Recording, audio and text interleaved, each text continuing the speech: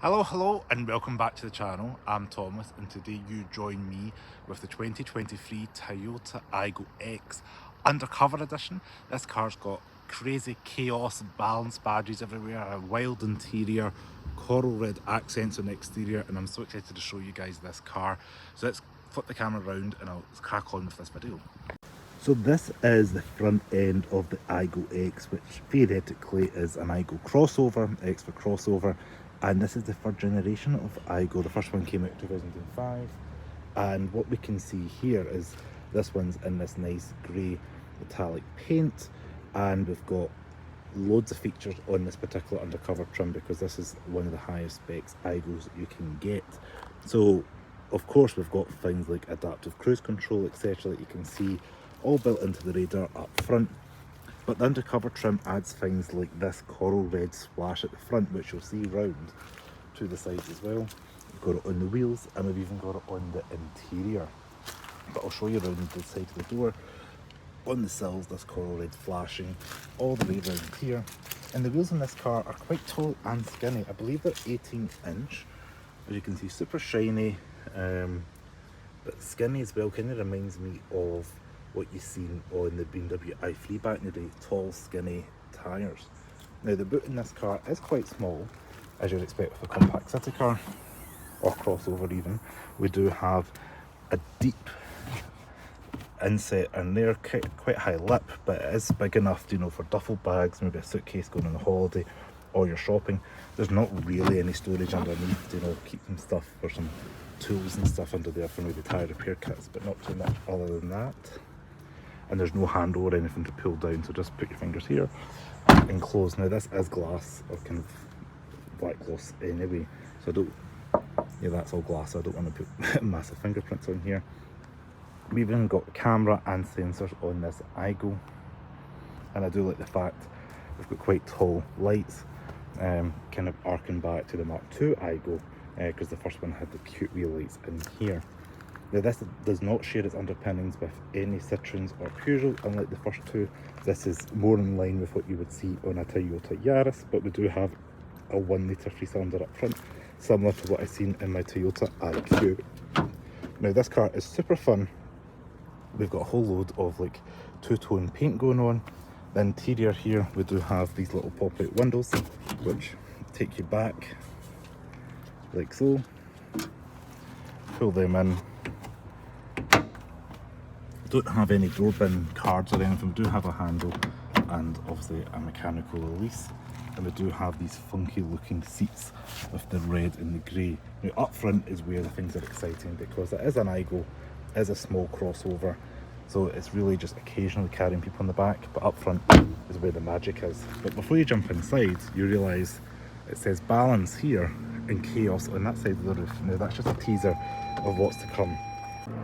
So we'll have a look inside. We do have this chaos balance on the actual floor mats itself. Aygo Undercover here, and then the door card, yeah, it's some rubberized kind of metallic finishing up here, but this is all kind of plastic. Electric windows up front, wing mirror control, door release same as the back, a little bit, and then we do have a little bit of storage.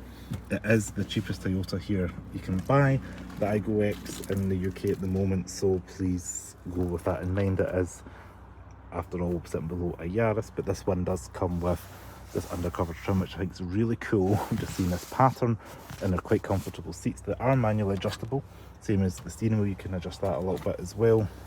I'm 5'11", and I've got enough room inside for myself.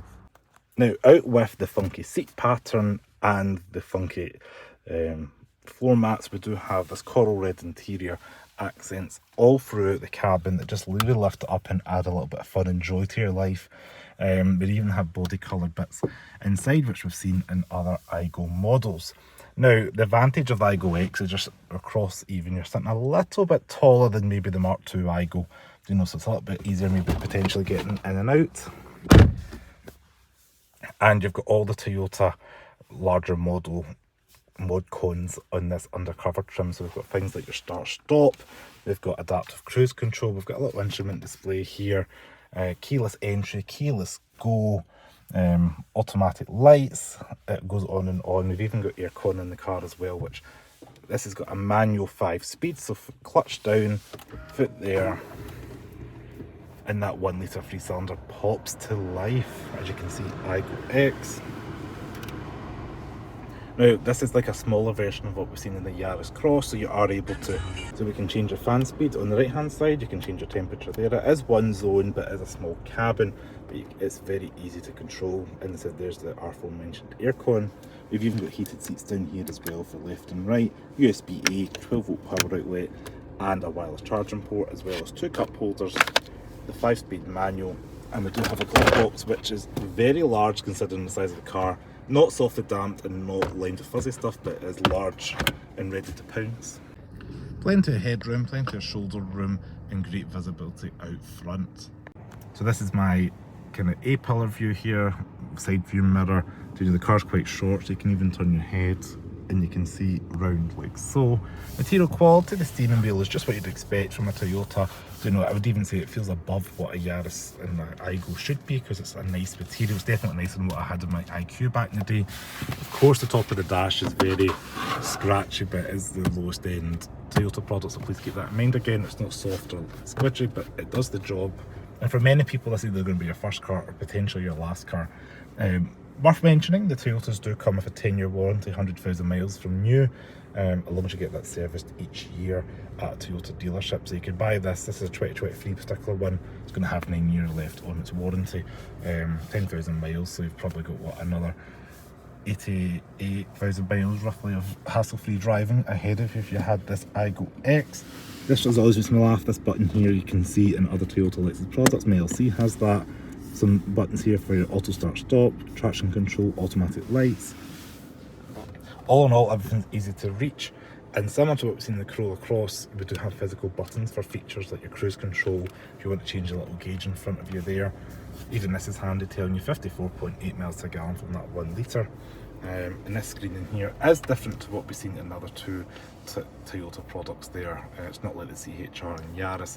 It's a slightly different system which allows you to do your Apple CarPlay, Android Auto. I guess if you were pairing your phone you wouldn't have to worry about your cruise control, etc. But yeah, I'll say cancel.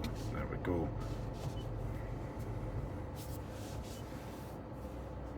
So that's a quick look at the Toyota Yaris Cross. Hopefully you guys liked it. As always, thank you very much for watching. Like the video, share with your friends, and make sure to check out the full review on the Cars of Glasgow YouTube channel. Ciao.